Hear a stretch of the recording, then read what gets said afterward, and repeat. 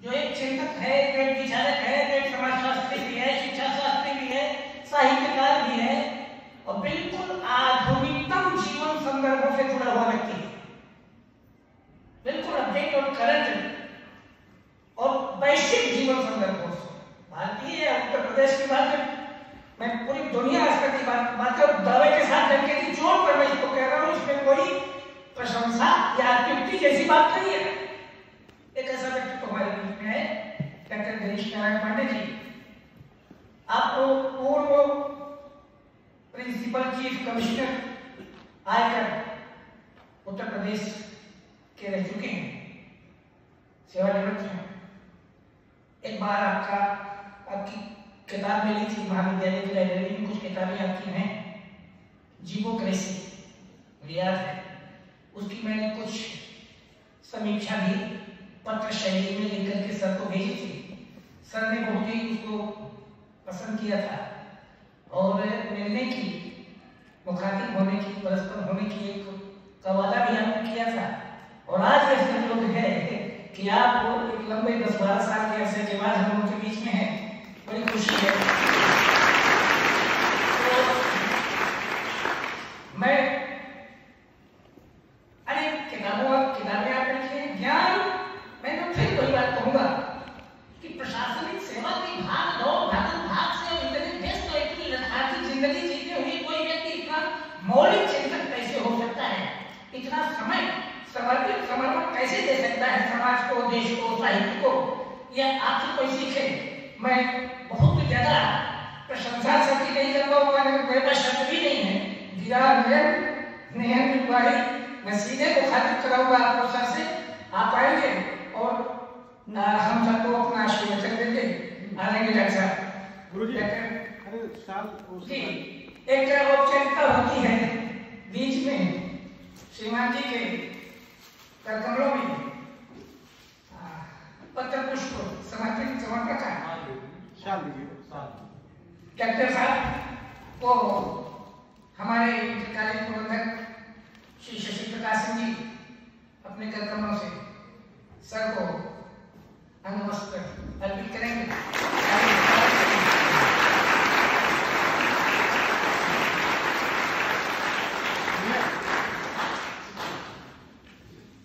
अब बिना किसी औपचारिकता के सीधे मैं गुस्ताखी कर रहा हूं सबको यहाँ बुलाने का, आप हैं, हम लोगों को अपने आशीर्वादों से नवाजें। आदरणीय डॉक्टर गिरीश नारायण।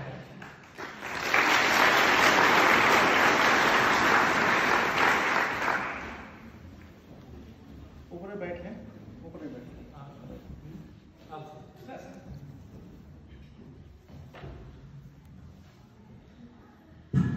प्रिय भाई शशि प्रकाश जी,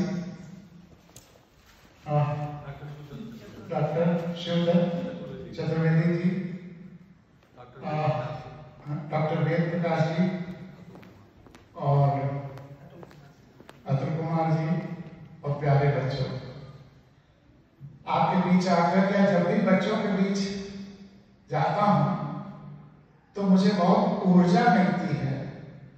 और जीवन का सबसे बड़ा सूत्र यही है कि हम कुछ भी हो जाए जिंदगी में, जो हमारे उद्देश्य हैं पूरे हो जाए, जिस भी स्थिति में पहुंच जाए, जिस भी प्रोफेशन में पहुंच जाए, जो भी अचीवमेंट्स हों, लेकिन अगर हम अपने को एक स्टूडेंट मानते हैं, विद्यार्थी मानते हैं, तो वही हमारे जीवन की सबसे बड़ी सफलता है, अंतिम क्षमता।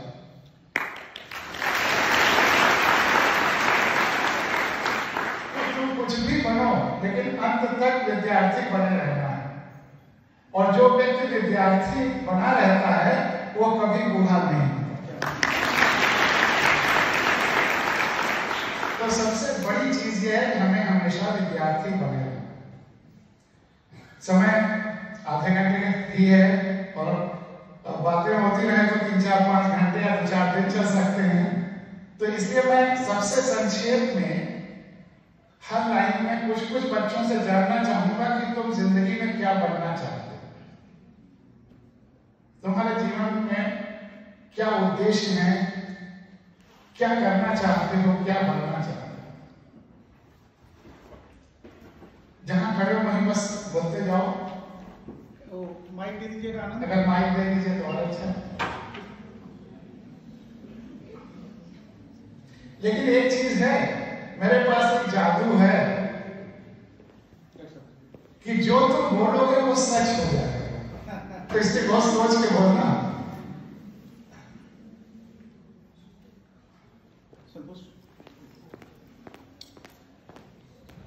चलिए हाथ ऊपर कीजिएगा। वहां माइक पहुंचा दिया जाए। कौन है? बैठो मत भाई, बताओ। मैं आप विद्यार्थी हो? कोई XYZ? हाँ चलिए, गुड। सर हम डॉक्टर बनना चाहते हैं। ताली बजाओ। और जब कोई नया प्रोफेशन कहे तब जरूर ताली बजाओ, रिपीट करने की जरूरत नहीं है। कोई और नया? अपना परिचय भी दीजिएगा। हाँ सर मैं नेहा यादव, फूलपुर। चलो बेटा, तुम्हारी आवाज आ रही है बढ़िया। हाँ फूलपुर। हम टीचर बनना चाहते हैं। Very good.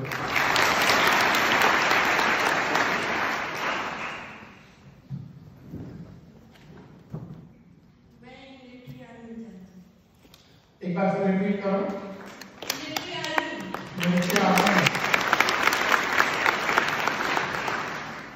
मैं प्रियांशी यादव, मैं टीचर बनना चाहती हूँ। जल्दी जल्दी बता दो। मैं अंजलि यादव, मैं सर प्रोफेसर बनना चाहती हूँ। प्रोफेसर।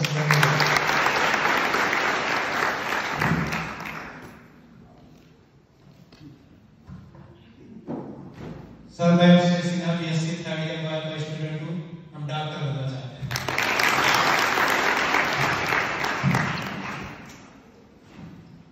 हाय सर, मेरा नाम सलीम है। आलूस शर्मा, बाबू अम्बेडकर नगर, सभी प्रोफेसर बनना चाहता हूँ। सर मेरा नाम सलीम मौर्य, बाल होकर रहने वाला हूँ। I am doctor. उसने तो गलत नहीं कहा, ही इज ए डॉक्टर। मैंने कहा जो जो तुम कह रहे हो बनने वाले हो, लेकिन उसके लिए क्या जादू है अभी मैं बताऊंगा। वो जादू करना पड़ेगा, और अगर तुम नहीं बन पाए तो मेरे ऊपर केस भी कर देना, मैं गारंटी दूंगा।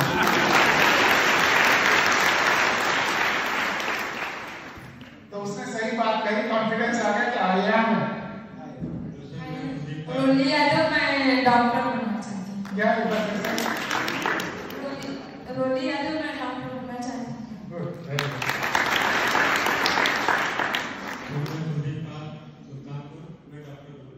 Very good. कुछ डिफरेंट जिसके मन में हो वो हाथ उठाए। जो प्रोफेशंस बताए जा चुके हैं उससे अलग। अरे तुम लोग साइंटिस्ट नहीं कोई बनना चाहते? साइंटिस्ट बनो। मैं साक्षी यादव, मैं मीडिया में काम करना चाहती हूँ। Very good. मीडिया में अच्छे लोगों की बहुत जरूरत है। My name is Sani and I am a good businessman. Sir my name is Shweta Sharma, मैं एक एंकर बनना चाहती हूँ। Very good.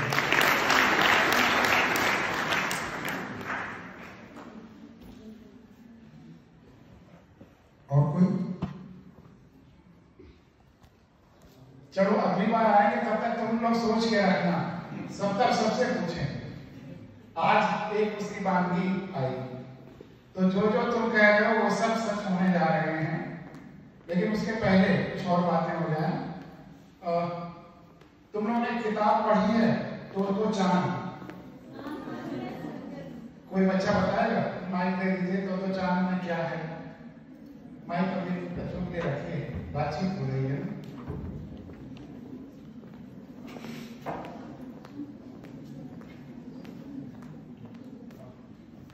कौन? हाँ, कोई बच्चा कौन बताएगा? तो चांद किताब में क्या है, या उसकी क्या खासियत है? कोई बच्चा? अच्छा चलो मैं बताता हूँ। तुमने नाम सुना है, ये बहुत अच्छी बात है। तो चांद किताब में एक, जैसे आपके टीचर्स हैं यहाँ पर,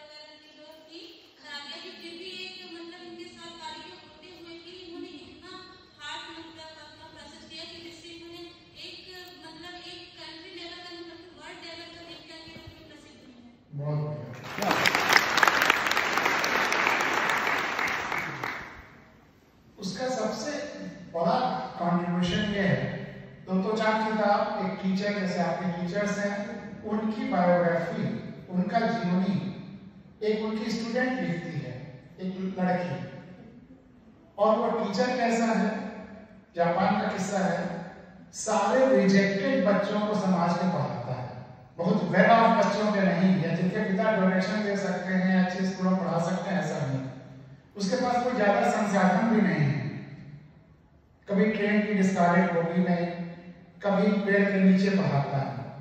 तुम्हारी जानकारी के लिए यह भी बताते हैं कि मैं दर्जा 5 तक बेसिक प्राइमरी पाठशाला में गांव में पढ़ के आया हूँ, जहां पर बोरा झोरा लेकर आम के पेड़ के नीचे, क्योंकि स्कूल की बिल्डिंग नहीं थी, बरसात में गली से स्कूल जाना होता था और नंगे पैर आदमी और जानवर सबके मैले से गुजरते हुए, लेकिन मेरे अंदर वह बच्चा अभी भी जिंदा है, बोरा झोरा लेकर स्कूल जाते हुए, और वो मुझे शक्ति देता है।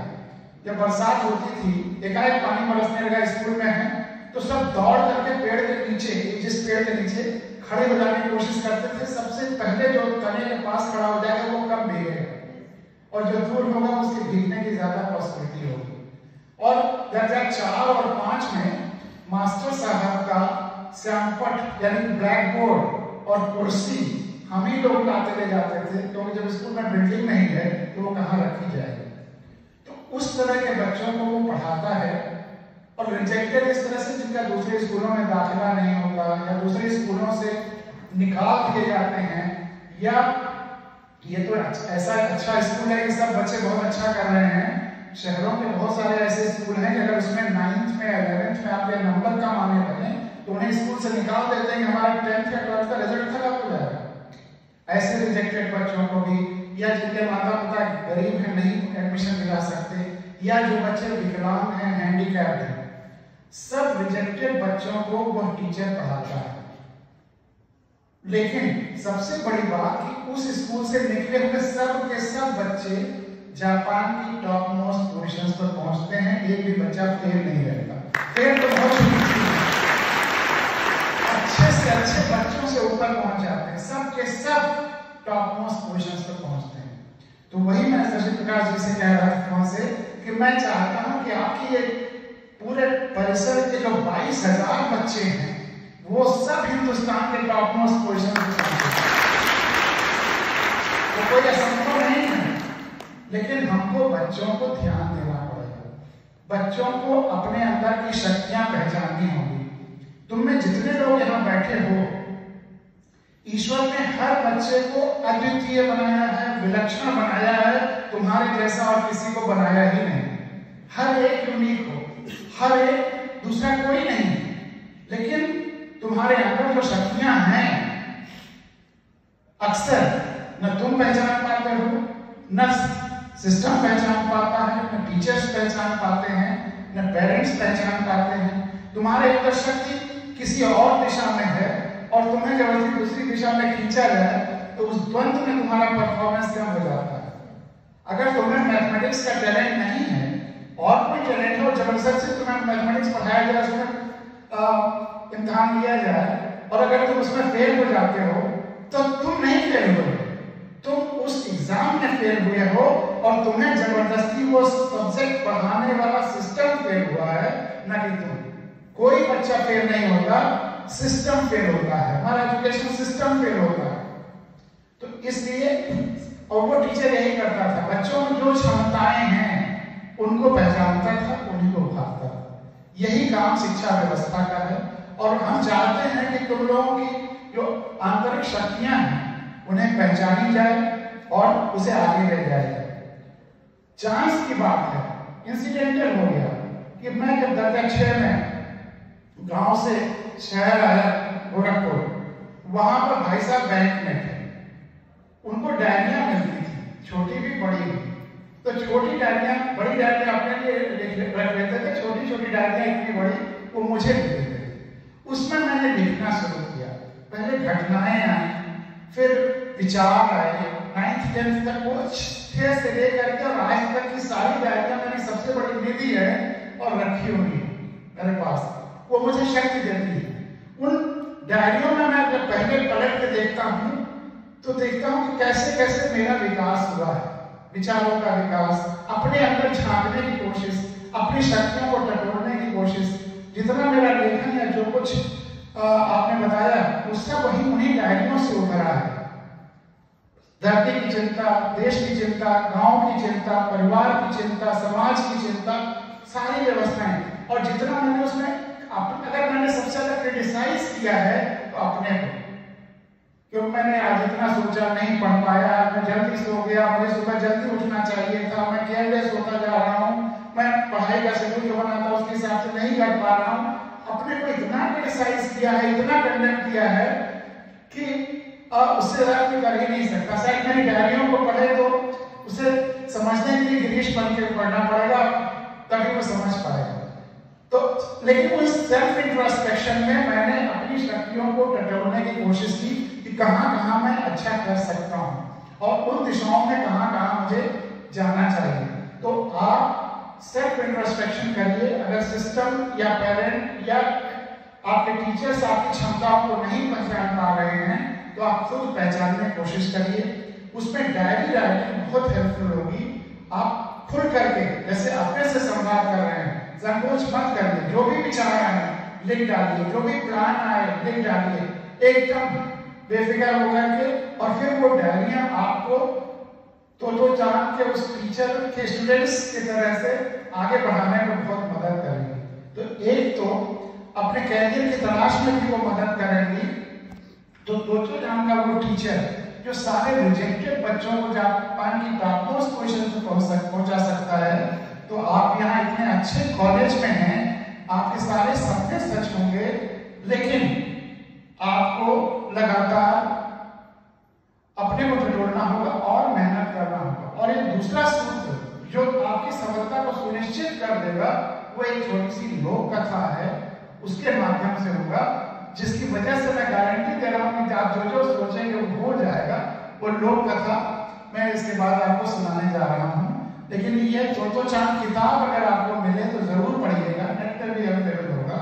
और ये टीचर्स को भी पढ़ना चाहिए, बच्चों को भी पढ़ना चाहिए, पेरेंट्स को भी पढ़ना चाहिए।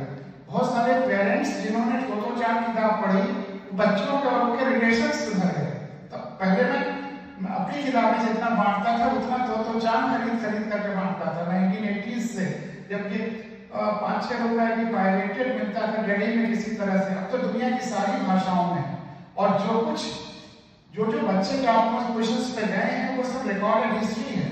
वो अगर गेम भी हैंडीकैप बच्चों के लिए गेम भी अगर वो बनाता था तो ऐसे गेम्स वो डिवाइस करता था कि वही बच्चे कर सकें जो हैंडीकैप हैं। नॉर्मल बच्चों को उसको करने में दिक्कत हो, तो हैंडीकैप बच्चों में वो इंफीरियरिटी की फीलिंग नहीं लाने देना चाहता था।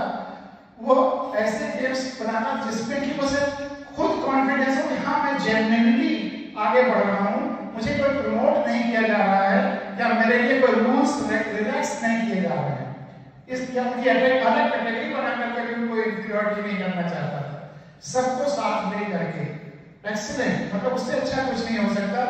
और हर बच्चा अद्वितीय है, विलक्षण है। इस पर अथर्ववेद का एक मंत्र है, वो भी हमेशा ध्यान रखिए। जीवन में संपूर्णता से सब कुछ देखने के लिए वो बहुत काम आएगा। अमंत्रम अक्षरो नास्ति न अपि मूलम न औषधम न अपि कोऽपि अयोग्यो पुरुषः योजकः तत्र दुर्लभः। इस धरती पर कोई ऐसी ध्वनि या कोई ऐसा अक्षर नहीं है जिसका मंत्र न बनाया जा सके। अमंत्रम अक्षरो नास्ति। अगर आप उदाहरण चाहते हैं तो राम राम तो मंत्र है ही, मरा भी मंत्र बन जाता है, महावीर तो असली चीज क्या है? हर ध्वनि मंत्र बन सकती है। असली चीज है उस ध्वनि के साथ आपका कौन सा भाव जुड़ा हुआ है। अगर राम कहने में भी वही भाव जुड़ा है और मरा कहने में भी वही भाव जुड़ा है तो वह असर करता है, वही असर करता है। यहाँ पर एक चीज और आपको जान लेना चाहिए कि मंत्र क्या है और तंत्र क्या है। तमाम लोग भटकाएंगे आपको कि ये मंत्र है, इसका ये असर होता है, और ये तंत्र है, ये होता है। बड़ी सीधी सी बात है। आप लोग जो कुछ शिक्षा में बताया जाना चाहिए बिल्कुल साइंटिफिक होना चाहिए, सबके लिए एक होना चाहिए और कहीं कोई कंफ्यूजन नहीं होना चाहिए। जो मन पर असर करे वो मंत्र है और जो तन पर असर करे वो तंत्र है और कुछ नहीं। अब मन पर क्या असर करेगा? जो आप पढ़ेंगे और उसका अर्थ समझेंगे तभी भाव उपजेगा और असर होगा। अगर किसी पंडित जी से आपने कोई कुछ मंत्र पढ़ा दिया तो उसका असर होगा? आप खुद उसको आत्मसात करेंगे और जब आप आत्मसात करेंगे तभी असर होगा।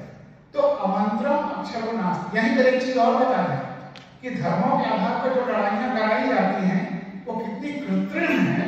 अगर भाव के साथ समझा जाए तो वही कोई लड़ाई की जरूरत ही नहीं है। फिर हम उस सनातन संस्कृति तक पहुंच जाते हैं जहां पूरा धरती एक परिवार है, वसुधैव कुटुंबकम और सर्वे भवन्तु सुखिनः, सब सुखी हों। हम उस उद्देश्य के लिए काम करने लगते हैं।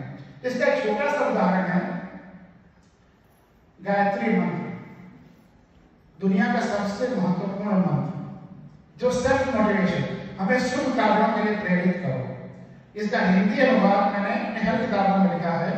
ओम सर्वरक्षक परमात्मा, सुख स्वरूप है दुख विनाशक, उपासना योग्य प्राण प्रिय, वह जनक प्रेरक प्रकाशक। ध्यान करें उस तेज का जो है विशुद्ध विज्ञान स्वरूप, करे हमारी बुद्धियों को प्रेरित शुभ कार्यों के रूप। हमें शुभ कार्यों का रूप प्रेरित करे। जब हम ये कहते हैं तो वो विराट ब्रह्मांड में ये गूंज तो होती ही है, हमारे अंदर भी गूंज होती है और हमारे अंदर सेल्फ मोटिवेशन होता है कि शुभ कार्य करें। दरअसल हमारे अंदर भी एक परमात्मा बैठा हुआ है और वो हमें सही काम करने के लिए प्रेरित करता है। लेकिन आश्चर्य तब हुआ कि हमारी किताब पढ़ करके एक मोहम्मद याकूब अंसारी साहब जो पब्लिक सर्विस कमीशन इलाहाबाद के मेंबर थे, उनके सामने एक मेंबर रहते थे जो हमारी किताब उन्होंने उनको दी। तो वह अगले दिन मैं इलाहाबाद में एडिशनल कमिश्नर था, मुझसे प्रोटोकॉल में बहुत नीचे था, मुझसे मिलने चले आए और उन्होंने कहा गिरीश बिना तुमसे मिले मुझे रहा नहीं गया। जो तुमने गायत्री मंत्र का हिंदी रूपांतर लिखा है, हमारे कुरान शरीफ का जो ओपनिंग वर्सेस हैं सूरह फातिहा, अगर उस अरबी का हिंदी में ट्रांसलेशन हो जाए तो यही हो जाता है जो तुमने लिखा। इसका सूरह फातिहा का हिंदी ट्रांसलेशन भी वही है, गायत्री मंत्र का भी हिंदी ट्रांसलेशन वही है। तो जो वैश्विक कल्याण की बात है वो हर धर्म में एक है। हर धर्म की ओरिजिन वहीं से हुई है और हर धर्म की ओरिजिन क्या है कि जो संपूर्णता है, जो एग्जिस्टेंस है, वो एक विराट जीवंत शरीर है और हम सब उसके जीवंत अंग हैं। इसलिए सब जुड़े हुए हैं। कण में जो परमात्मा दिखता है क्योंकि हर कण उसी का अंग है। जब वह एहसास होने लगता है तो फिर सब कुछ बदलने लगता है और हम जीवन को, सच्चाई को सही अर्थों में समझने की कोशिश करते हैं। और विज्ञान क्या है? लोग कहते हैं कि विज्ञान मतलब ये कितना दुर्भाग्यपूर्ण रहा है कि इस पर ऐसे लिखा गया है कि विज्ञान अभिशाप है या वरदान। विज्ञान क्या है? सत्य की तलाश। और धर्म का ये अर्थ काम वही है, सत्य की तलाश। लेकिन हम ऐसे क्यों लिखवाते हैं? क्योंकि हम विज्ञान को तकनीक समझ बैठते हैं। टेक्नोलॉजी दूसरी चीज है, विज्ञान दूसरी चीज है। विज्ञान केवल सत्य की तलाश है और कुछ नहीं है। तो बात वहां से थी कि अमंत्रम अक्षरो नास्ति, कोई ऐसी ध्वनि है ही नहीं जिसका मंत्र न बनाया जा सके। ना अपि मूलम न औषधम, कोई ऐसी वनस्पति नहीं है जिसकी और जिसमें औषधीय गुण ना हो। न अपि कोऽपि अयोग्यो पुरुषः, इस धरती पर कोई व्यक्ति अयोग्य है ही नहीं। ईश्वर ने किसी व्यक्ति को अयोग्य बनाया ही नहीं। और फिर बच्चे कैसे अयोग्य हो सकते हैं? हर बच्चा शक्तिशाली है, अद्वितीय है, उसके अंदर अनंत शक्तियां छिपी हुई हैं। उसको सही तरीके से प्रमोट करने की, निकालने की जरूरत है। या तो व्यवस्था निकाले या वो खुद अपने को टटोले। इस पर बहुत सारी और चर्चाएं मेरी human values and professional ethics की एक सीरीज है जिसको मैं डालता रहता हूँ तमाम सारे ग्रुप्स पे। उसको जरूर यूट्यूब पे देखिएगा, उसमें जिसको और ज्यादा इंटरेस्ट हो। तो हम सबको उस दिशा में ले जाना है। अमंत्रम अक्षरो नास्ति न मूलम न औषधम न अपि कोऽपि अयोग्य पुरुष योजना तत्र दुर्लभ। एक ऐसा योजनाकार जो सब चीज को समझ करके सही स्थान पर उनको रखे, ऐसा योजनाकार दुर्लभ है। तो वो तोतो चांद का वो टीचर, वो ऐसा योजनाकार था। हमारे शशि प्रकाश जी और इनका परिवार ये ऐसा वो योजनाकार है कि इस जंगल में मंगल किए हुए हैं, इतना अच्छा यहाँ इंस्टीट्यूट बनाए हुए हैं।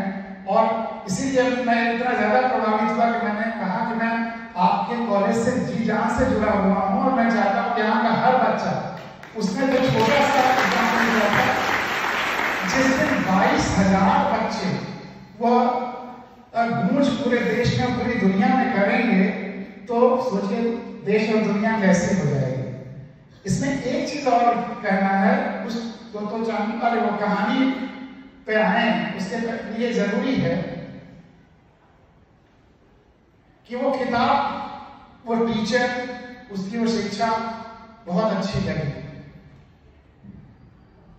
और सबसे पहले मेरी हिंदी में शिक्षा पर किताब आई, तख्ती अक्षर, जिसका हिंदुस्तान की तमाम भाषाओं में अनुवाद हुआ, गुजराती में, इंग्लिश में, तमिल में, तेलुगु में,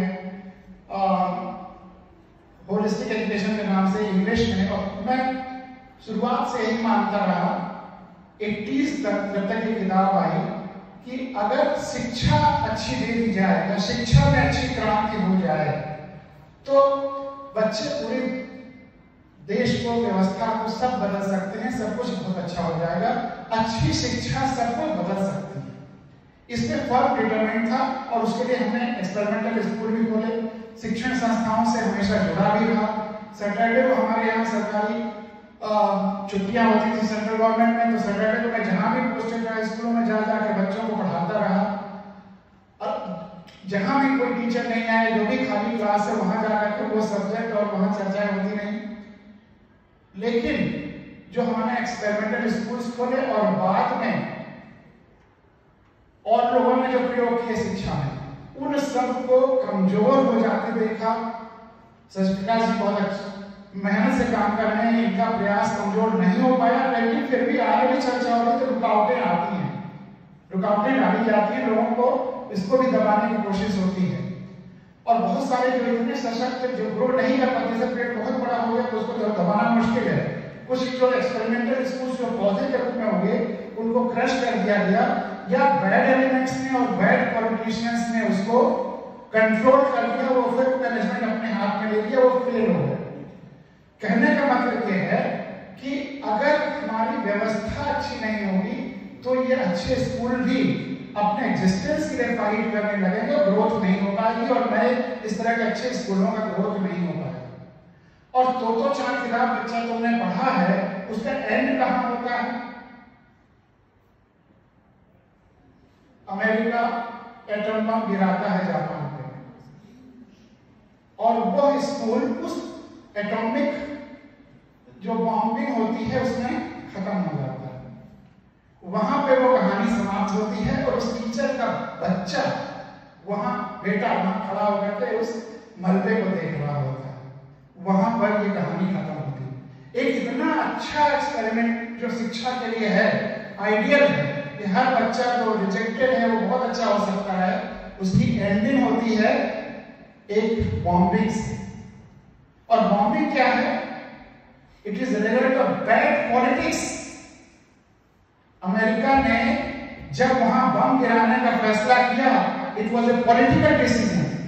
तो हमें यह समझना होगा कि केवल एजुकेशन को सुधार के काम नहीं चलेगा, हमें पॉलिटिक्स को भी सुधारना होगा। जब ये फीलिंग हमें करीब 1999 के आसपास डेवलप अंदर मेरे अंदर होने लगी, तो डायरियों में भी, और फिर मैंने एक नॉवेल लिखना शुरू किया, विन द ऑर्फन डे। एक अनाथ बच्चे को हीरो बनाया। अनाथ बच्चे को इसलिए कि वो ट्रूली धरती के बारे में सोच सकता है, उसका किसी जात, किसी धर्म अनाथालय के सामने पड़ा मिला, किसी कोई इज्म नहीं है, उसकी भाषा क्या है, उसका क्षेत्र क्या है, कुछ भी नहीं पता। तो वो फिर, और उसके अंदर अपनी शक्तियां भी केवल काम आएंगी क्योंकि न कोई सपोर्ट करने वाला है, तो अपनी शक्ति से और सबसे जुड़ाव के साथ, पूरी धरती से जुड़ाव के साथ, प्रकृति से जुड़ाव के साथ वो काम करता है और एक नया रास्ता खोजता है। तो वो रास्ता ये होता है कि जैसे तैरने में हमें बायां हाथ भी चलाना पड़ता है, दायां हाथ भी चलाना पड़ता है। उसी तरह से अगर हमको प्रकृति को, समाज को, देश को, धरती को बेहतर बनाना है तो हमें एक हाथ एजुकेशन के रूप में एजुकेशन को सुधारने में लगाना होगा और दूसरा हाथ पॉलिटिकल सिस्टम को, व्यवस्था को सुधारने में लगाना होगा। जब तक हम व्यवस्था और एजुकेशन दोनों में हार्मनी नहीं आएंगे तब तक खतरा बना रहेगा। आप एग्री करते हैं? आपका अनुभव भी यही कहते होंगे। तो इसलिए उसके बाद 2010 में ये मेरा अंग्रेजी का नॉवेल पब्लिश हुआ और उसके बाद दोनों के लिए फिर मैंने काम करना शुरू किया। मुझे आज आश्चर्य है कि इतने बच्चों में शिक्षा के बाद क्या क्या हासिल किया जा सकता है वो सब तुमने बताया, लेकिन एक भी बच्चे ने नहीं कहा कि मुझे हिंदुस्तान का लीडर बनना है, मुझे इंडिया का प्राइम मिनिस्टर बनना है। तुम में जितने बच्चे हैं मैं दावे के साथ कह सकता हूं कि हर एक में प्राइम मिनिस्टर होने की क्षमता है। और ऐसा प्राइम मिनिस्टर जो हिंदुस्तान को बेहतर, बहुत अच्छी स्थिति में ले जाए और अब तक का बेस्ट प्राइम मिनिस्टर। लेकिन उधर किसी ने ध्यान ही नहीं दिया। उधर भी ध्यान देने की जरूरत है और उधर अगर हम अपना डिसीजन नहीं ले सकते कि हमें ये बनना है तो कम से कम एक काम कर सकते हैं कि 8 लाख लोगों ने जो अपने प्राणों की आहुति दी आजादी के लिए 1857 से 1947 तक, चाहे फांसी के फंदे पर झूल करके, चाहे गोलियां खा करके, उनके क्या सपने थे और उनके सपने क्या आज पूरे हो पा रहे हैं? किसान आत्महत्याएं कर रहे हैं, शिक्षा में तुम लोग बहुत अच्छी यहाँ शिक्षा मिल पा रही, लेकिन क्या 100% भारत के बच्चों को शिक्षा नहीं मिलनी चाहिए? तो बाकी जिन पर नहीं मिल रहा है, जो नकल कर रहे हैं गाँव में, उनकी क्या हालत है? क्या शिक्षा पर, स्वास्थ्य पर सबका हक नहीं है? नदियां क्या हालत है? पॉल्यूशन क्या है? धरती के लिए चिंता नहीं होनी चाहिए? यह सब तभी होगा जब हम अच्छे लोगों को व्यवस्था में भेजेंगे और अच्छे लोगों को व्यवस्था में भेजने के लिए चुनाव तो है ही। चुनाव में हम अपने प्रतिनिधि चुनते हैं, सेवक चुनते हैं, मालिक नहीं। हम प्रजातंत्र कहकर के आपको छाड़ा गया है, ये लोकतंत्र है और जनता मालिक है। लेकिन कौन सी ऐसी किताब है जो शहीदों के सपनों को अपने में संजोए हुए है और हर नागरिक को, हर बच्चे को जानना चाहिए? वो कौन सी किताब है? कौन सी किताब है जो भारत के लिए सर्वोच्च किताब है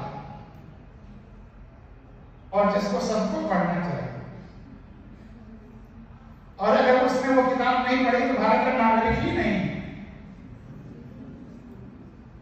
वो महज भीड़ का हिस्सा है। और वो किताब है भारत का संविधान।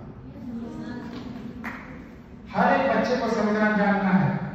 संविधान में पहला मूल कर्तव्य, फंडामेंटल ड्यूटी है कि भारत के हर नागरिक को संविधान का पालन करना है और उसके आदर्शों, राष्ट्रध्वज और राष्ट्रगान का आदर करना है।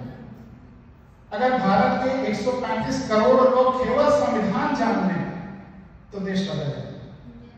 और फिर यहाँ उस तोतो चांद वाले उस किताब का वैसा ट्रेजिक एंड होने की नौबत नहीं आएगी। यहाँ शिक्षा और व्यवस्था दोनों से बदलेंगे। तो अगली बार जब मैं आऊंगा तो आप सब से उम्मीद करूंगा कि आप सब संविधान को ठीक से पढ़े रहेंगे।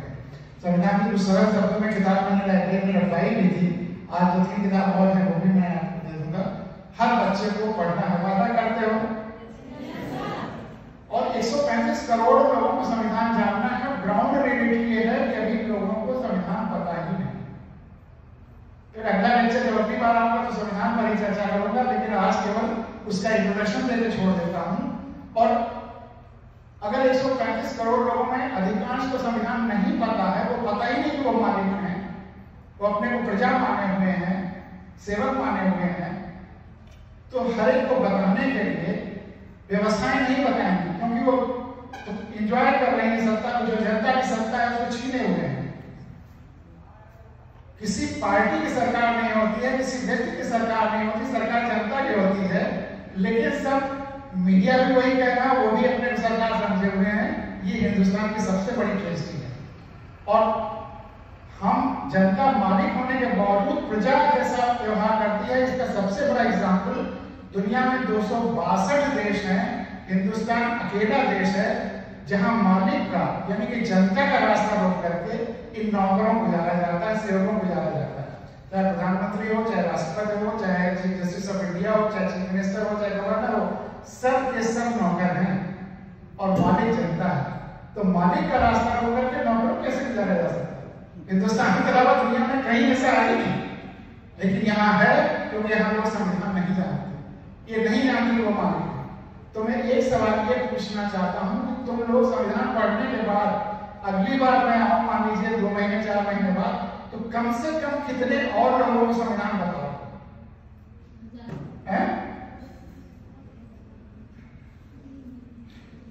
एक कॉलेज में समय नहीं है, 5 मिनट में वो कहानी भी सुनानी है और उसके बाद बात खत्म करनी है। तो एक कॉलेज में, लड़कियों के कॉलेज में 4000 लड़कियां थी, सब बच्चियां सुन रही थी। जब मैंने यही सवाल किया तो एक लड़की ने कहा कि सर मैं 1100 बच्चों को बताऊंगी अगले 1 साल में, या बच्चों नहीं साल में, अपने 1100 लोगों को बताऊंगी, परिचित लोगों को, मित्रों को। तो मैंने पूछा कैसे करूँ 1100?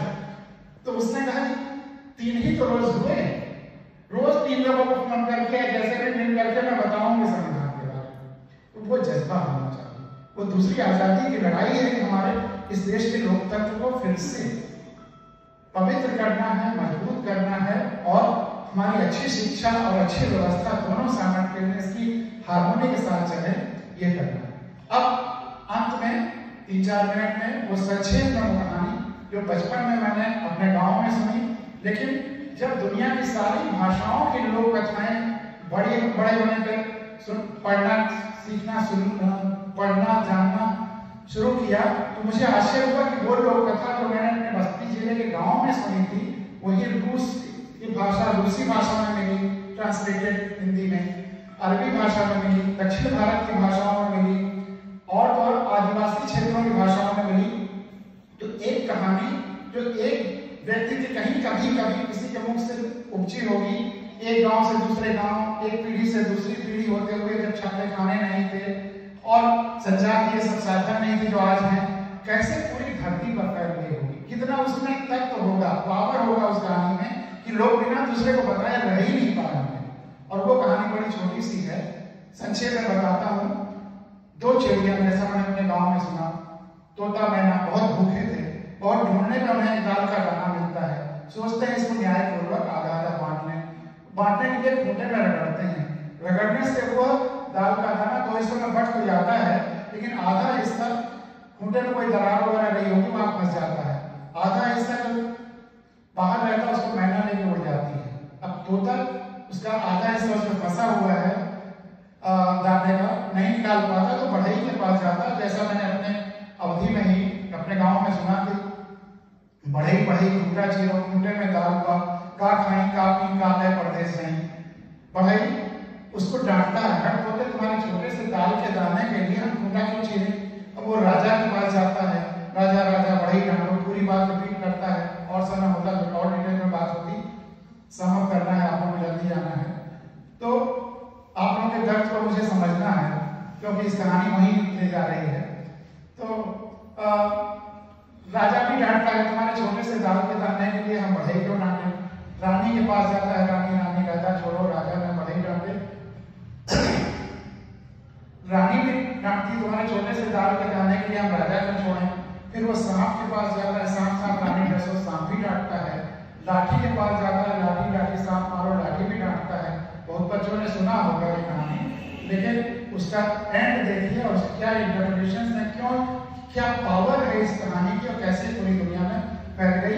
व्यवस्था से इसका क्या जुड़ाव है और हमारी शिक्षा से इसका क्या जुड़ाव है, हमारे भविष्य से इसका क्या जुड़ाव है। आग के पास जाता है, आग लाठी जलाओ, आग भी डांटता है। नदी के पास जाता है, नदी आग बुझाओ, नदी भी डांटती है। हाथी के पास जाता है, हाथी यदि नदी सो दो, हाथी भी डांटता। कहीं और वर्जन करते हैं, तालाब के पास जाता है, नदी की जगह, वो तो पॉसिबल। अलग अलग एलिमेंट्स अलग अलग भाषाओं में अलग अलग हो गए। अब हाथी ने भी जब मना कर दिया, उसको झटकार दिया, जब वो रोता हुआ जा रहा, उसका रोना एक चींटी सुनती है और चींटी आकर उससे रोने का कारण पूछती है। और जब तोता पूरी बात बताता है तो चींटी कहती है चलो मेरे वश में है, इतना मैं कर लूंगी। और चींटी के वश में क्या है? रेंगना। तो रेंगते हुए हाथी के सूंड में घुसने लगती है। तब हाथी कहता है सूंड में घुसो मत, कोई हमको नदी सोखा हुए। और जब हाथी नदी सोखने को तैयार हो जाता है, वहां जाता है तो नदी आग बुझाने को, आग लाठी जलाने को, लाठी सांप मारने को, सांप रानी डसने को, रानी राजा छोड़ने को, और राजा पढ़ाई काटने को तैयार हो जाता है, उसको दाल का दाना मिल जाता है। अब इस कहानी पर गौर करें। आप लोग तो इतने बड़े हैं, जब मैं प्राइमरी स्कूल के छोटे बच्चों में जाकर के ये कहानी सुनाने के बाद पूछता हूँ इसमें सबसे ताकतवर कौन है? तो जब वो जोर से बोलते हैं बच्चे, और जैसे आपने सब बोला, तो मुझे कितनी खुशी होती है कि सबसे ताकतवर वो चींटी है। और चींटी अपने किस गुण के कारण सबसे भारी है, सबसे ज्यादा ताकतवर है? और सब में क्या गुण नहीं था और चींटी में क्या था जिसकी वजह से सब कर पाए? हाँ, मदद करने की क्षमता या भावना, और जो भी आपके मन में उतर आ रहे हैं सब सही है, लेकिन उसको मोर अप्रोप्रिएट शब्दों में कहना चाहें कि उसमें संवेदना थी। संवेदना अर्थात दूसरे की वेदना को अपनी वेदना जैसा समझना। संवेदना सबसे बड़ी ताकत है, और चींटी की संवेदना की वजह से पूरा सिस्टम जो अक्रियाशील था वो क्रियाशील हो गया। जो काम नहीं कर रहा था वो एक चींटी के केवल महज रेंगने से क्रियाशील हो गया। तो अगर हम पूरी संवेदना के साथ जो भी ईश्वर ने हमें शक्ति दी है उसको पूरी संवेदना के साथ, यानी कि सबसे जुड़ाव के साथ, और चींटी की संवेदना केवल अपनी चींटियों, अपनी जाति की चींटियों से या अपने धर्म की चींटियों से नहीं था, वो एक दूसरी प्रजाति तोते के लिए नहीं था। तो वो असली संवेदना होती है जब हमारी संवेदना सबसे जुड़ाव, पूरी धरती पर जो कुछ है सबसे जुड़ाव, उस संवेदना के साथ अगर हम छोटा सा भी काम करते हैं तो बड़े से बड़ा सिस्टम बदल सकता है।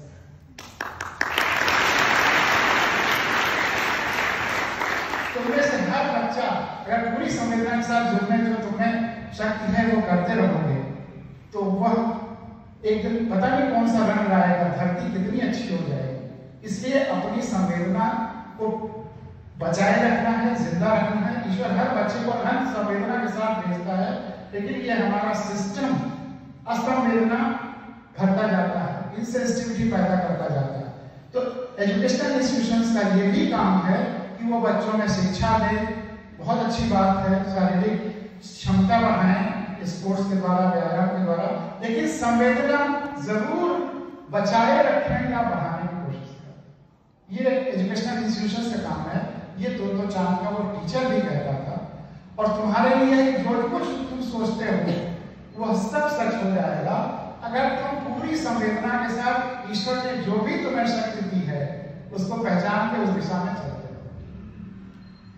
अपनी संवेदना हमेशा ड्राइविंग सीट पे होती है। उस कहानी में बाहुबल, धन बल, ज्ञान बल, संसाधन बल, सब में इतने बड़े बड़े एलिमेंट्स थे, राजा रानी खुद थे, लेकिन वह सब अक्षम हुए और सबसे शक्तिशाली हुई वो चींटी, क्योंकि चींटी में संवेदना का होती है। संवेदना हमेशा ड्राइविंग सीट पर होती है। हम कोई काम शुरू ही तभी करते हैं जब संवेदनात्मक रूप से हमें वो चीज पिंच करती है और हम उसके लिए एक्शन के लिए बाध्य हो जाते हैं। तो हमें अपने संवेदना को बचाए रखना है, पूरी संवेदना के साथ जो ईश्वर ने शक्ति दी है उस तरह करना है।